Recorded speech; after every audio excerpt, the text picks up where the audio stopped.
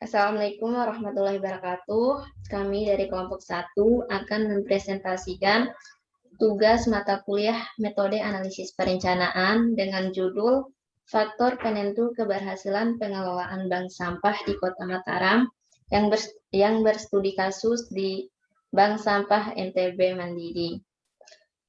Untuk anggota kelompoknya yaitu saya sendiri Sri Wahyuningsih, selanjutnya Langgamada Triovanda, Sisilia Amanda, Baik Yulia Santika, dan Faisal. Untuk lebih jelasnya saya serahkan kepada Baik Yulia Santika yang akan menjelaskan materi pertama.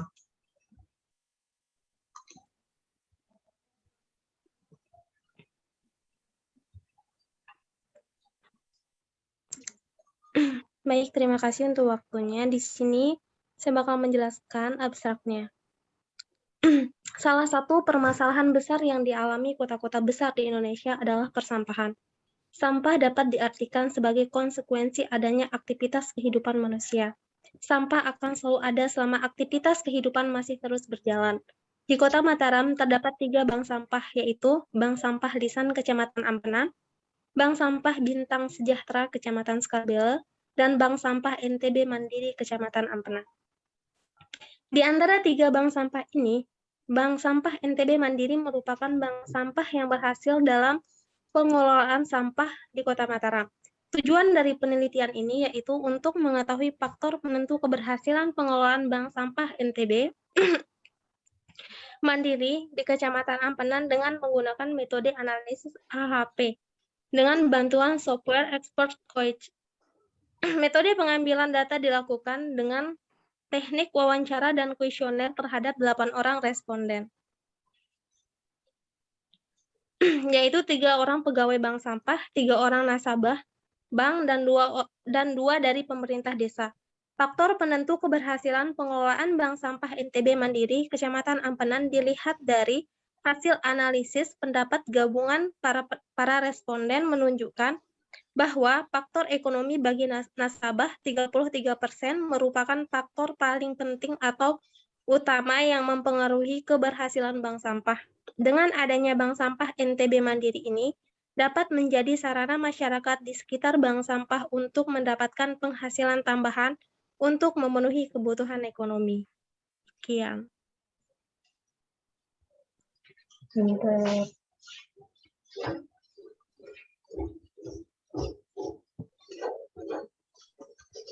Untuk penjelasan selanjutnya, saya serahkan kepada Langgamada Triovanda. Oke, terima kasih kepada Sri Wahyuningsih yang telah memberikan waktunya.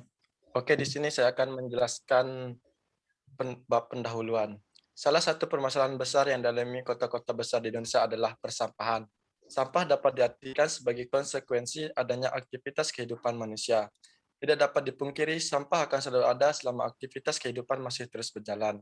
Setiap tahunnya dapat dipastikan volume sampah akan selalu bertambah seiring dengan pola konsumerisme masyarakat yang semakin meningkat. Undang-Undang Nomor 18 Tahun 2008 tentang Pengelolaan Sampah serta Peraturan Pemerintah Nomor 81 Tahun 2012 mengamanatkan perlunya perubahan paradigma yang mendasar dalam pengelolaan sampah, yaitu dari paradigma kumpul angkut buang menjadi pengolahan yang bertumpu pada pengurangan sampah dan penanganan sampah. Paradigma pengelolaan sampah yang bertumpu pada pendekatan akhir sudah saatnya ditinggalkan dan diganti dengan paradigma baru. Paradigma yang menganggap sampah sebagai sumber daya mempunyai nilai ekonomis dan dapat dimanfaatkan, misalnya untuk energi, kompos, pupuk, dan bahan baku industri. Bank sampah merupakan bentuk inisiatif masyarakat lokal dalam upaya menangani permasalahan sampah dengan strategi pengelolaan sampah 3R, reduce, reuse, dan recycle, yang berbasis masyarakat tersebut telah mampu mengubah imajinasi sebagai banyak orang terhadap sampah yang tidak memiliki nilai ekonomi. Program bank sampah dapat dikatakan from trash to cash atau dari sampah menjadi rupiah menurut Muniju Sumardi dan Tajudin tahun 2017. Pada dasarnya, bank sampah yaitu konsep pengumpulan sampah kering dan dipilah serta memiliki manajemen layaknya perbankan. Tetapi yang ditabung bukan uang, melainkan sampah, menurut Asteria dan Heruman tahun 2016. Tujuan didirikannya bank sampah adalah yang pertama aspek pemberdayaan, yaitu memberdayakan masyarakat di semua unsur dan kalangan usia dalam mengelola sampah. Yang kedua, aspek ekonomi kerakyatan, yaitu pemberdayaan dalam sistem menabung sampah serta menambah lapangan kerja baru. Yang ketiga, aspek lingkungan, yaitu membantu pemerintah mengurangi jumlah sampah terutama di TPS yang semakin lama menjadi gunungan sampah.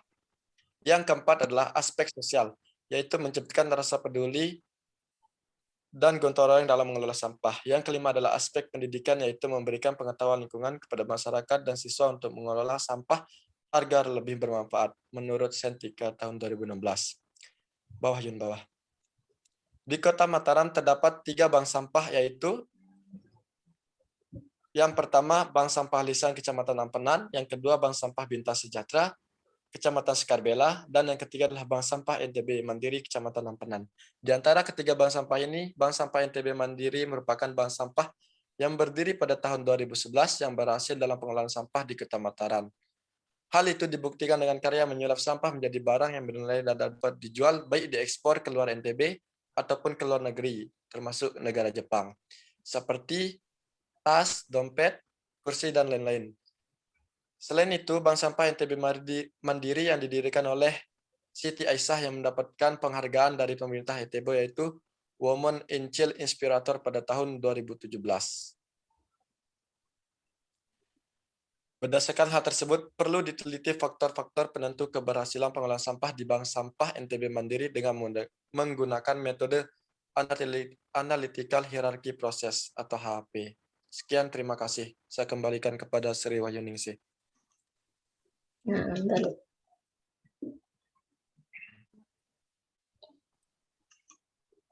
Selanjutnya, saya beri waktu kepada Cecilia untuk menjelaskan materi selanjutnya.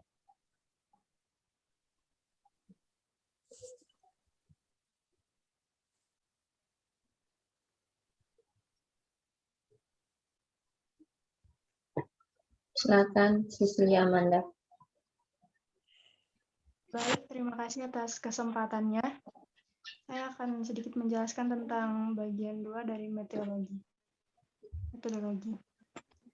Pemilihan lokasi penelitian dilakukan secara sengaja atau purposive, yaitu penentuan daerah diambil secara sengaja berdasarkan pertimbangan-pertimbangan tertentu sesuai dengan tujuan penelitian.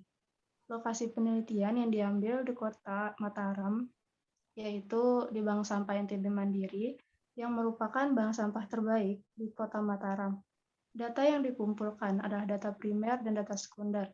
Data primer diperoleh dari responden melalui kuesioner dan wawancara. Sedangkan data sekunder diperoleh dari studi literatur untuk mendukung data yang diperoleh dari hasil penyebaran. Kuesioner dan wawancara. Penelitian dilakukan dengan menggunakan metode sampling, kuesioner, dalam bentuk wawancara langsung dengan pihak responden. Kuesioner adalah daftar pertanyaan tertulis yang telah dirumuskan sebelumnya yang akan responden jawab, biasanya dalam alternatif yang didefinisikan dengan jelas. Responden kuesioner merupakan pihak stakeholder, pengurus bank sampah 3 orang, nasabah bank sampah 3 orang, serta pemerintah desa 2 orang. Metode analisis yang digunakan yaitu Analytical Hierarchy Process atau AHP untuk mengidentifikasi faktor penentu keberhasilan pengelolaan bank sampah NTB Mandiri di Kecamatan Ampenan. Analytical Hierarchy Process atau AHP merupakan metode pendukung pengambilan keputusan yang dikembangkan oleh Thomas L. Satie pada tahun 1980. AHP merupakan alat pengambilan keputusan yang menguraikan suatu permasalahan kompleks dalam struktur hierarki dengan banyak tingkatan yang terdiri dari tujuan, kriteria, dan alternatif. Hierarki didefinisikan sebagai suatu representasi dari sebuah permasalahan yang dalam suatu struktur multi-level, di mana pertama adalah tujuan yang diikuti oleh faktor, kriteria, subkriteria, dan seterusnya ke bawah hingga level terakhir dari alternatif. Dengan hierarki, suatu masalah yang kompleks dapat diuraikan ke dalam kelompok-kelompoknya, yang kemudian diatur menjadi suatu bentuk hierarki sehingga permasalahan akan tampak lebih terstruktur dan sistematis. Perhitungan menggunakan bantuan software Expert Choice. Selanjutnya saya akan menjelaskan hasil dan pembahasannya, di mana karakteristik responden dapat dibedakan berdasarkan jenis kelamin, usia, tingkat pendidikan, dan pekerjaan. Berdasarkan gambar 2, dapat diketahui bahwa responden penelitian dengan kategori rentang umur tingkat presentasi tersebar yaitu umur 31 sampai 40 tahun dengan presentasi 50%, diikuti umur 41 sampai 50 tahun dengan presentasi 38%. Sedangkan sisanya adalah responden yang memiliki rentan waktu antara 20 sampai 30 tahun dengan presentasi 12%.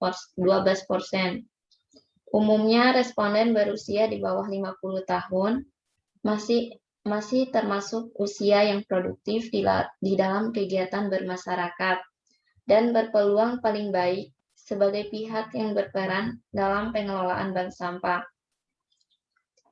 Pada gambar 3, dilihat bahwa responden yang memiliki presentasi terbesar yaitu ibu rumah tangga dengan jumlah presentasi 50%. Hal ini membuktikan bahwa ibu rumah tangga memiliki peran yang sangat penting bagi keberlangsungan kegiatan bank sampah dan turut berpartisipasi dalam pengelolaan bank sampah. Untuk tingkat pendidikan yang ada di masyarakat tentunya memiliki andil besar dalam keberlangsungan kegiatan dari program bank sampah.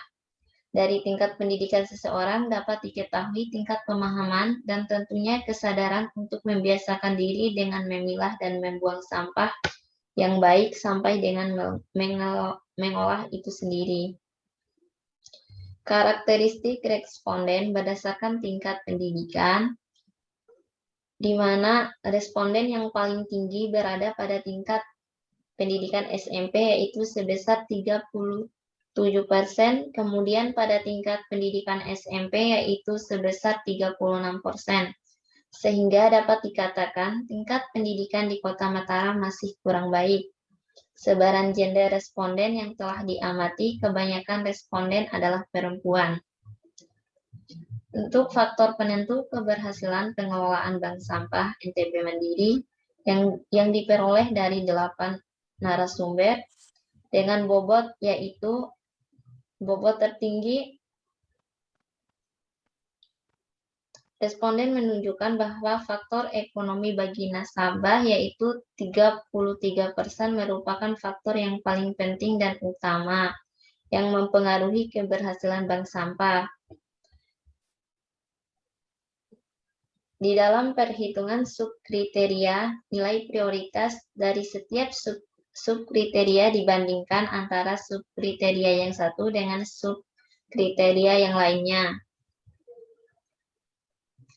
Pada gambar 7 menunjukkan bahwa subkriteria faktor pemahaman pengelolaan sampah yang tertinggi adalah pengetahuan masyarakat tentang pemilahan sampah rumah tangga dengan bobot nilai 83%.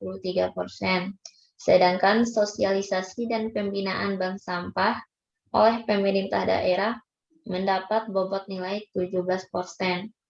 Pada faktor teknik manajemen bank sampah memiliki subkriteria seperti struktur organisasi dan keberadaan pengurus, sistem pencatatan sampah, keaktifan pengurus, sistem pencatatan sampah, keaktifan pengurus dan nasabah, serta rutinitas jam kerja. Pada gambar 8, subkriteria yang memiliki skala prioritas yang tinggi adalah struktur organisasi dan keberadaan pengurus dengan bobot nilai 55%.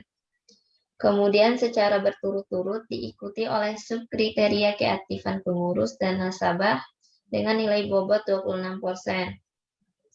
Yang diikuti dengan sistem pencatatan sampah, rutinitas jam kerja. Selanjutnya yaitu pada gambar 9, responden menyimpulkan bahwa sebagian besar nasabah yang menyetorkan sampah mereka ke bank sampah menggunakan kegiatan ini sebagai kesempatan menabung atau difungsikan dengan tabungan dan hanya sedikit, yaitu 17% responden yang menyatakan bahwa difungsikan sebagai sumber pendapatan tambahan. Pada gambar 10, kriteria yang memiliki skala prioritas tertinggi adalah tempat penyimpanan dengan bobot nilai 80%. Setelah itu bentuk fisik bangunan yaitu dengan nilai 20%. Mengenai hasil analisis subfaktor, tokoh masyarakat dan peran pemerintah daerah memiliki nilai bobot dapat dilihat pada gambar 11, di mana berdasarkan hasil analisis gabungan, prioritas faktor tokoh masyarakat dan peran pemerintah daerah. Subfaktor pertama yang menjadi prioritas adalah kader lingkungan hidup dengan bobot nilai 51%, sedangkan peranan Bapak dan Ibu Ketua RT RW mendapat nilai bobot 49%. Faktor terakhir di dalam hierarki penelitian mengenai keberhasilan bank sampah ialah faktor kompetisi. Nilai bobot setiap subkriteria dalam faktor kompetisi dapat dilihat pada gambar 2, yaitu subkriteria faktor kompetisi skala prioritas tertinggi yaitu pameran barang daur ulang dengan bobot nilai 83%, diikuti dengan lomba bank sampah dengan bobot nilai 17%. Sekian, selanjutnya akan dijelaskan oleh Faisal. Iya, terima kasih waktunya. Di sini saya menjelaskan terkait kesimpulan. Berdasarkan hasil deskriptif, maka dapat diuraikan secara lengkap. Deskriptif, karakteristik respon yang merupakan pihak pemerintah, pengurus dan nasabah bank sampah NTB Mandiri. Karakteristik dapat berdasarkan jenis kelamin, usia, tingkat, dan pendidikan, dan pekerjaan. Faktor penentuan keberhasilan pengelolaan sampah bank sampah NTB Mandiri Kecamatan Ampenan dapat dilihat dari analisis pendapat gabungan para responden, menunjukkan bahwa faktor ekonomi bagi nasabah 33% merupakan faktor paling penting atau utama yang mempengaruhi keberhasilan bank sampah NTB Mandiri. Dari hasil pendapat para responden menyimpulkan bahwa sebagai besar nilai bobot 83% nasabah yang menyetorkan sampah mereka ke bank sampah menggunakan kegiatan ini sebagai kesempatan menabung atau difungsikan sebagai tabungan dan hanya sedikit nilai bobot 17%. Responden yang menyatakan bahwa difungsikan sebagai sumber pendapat tambahan.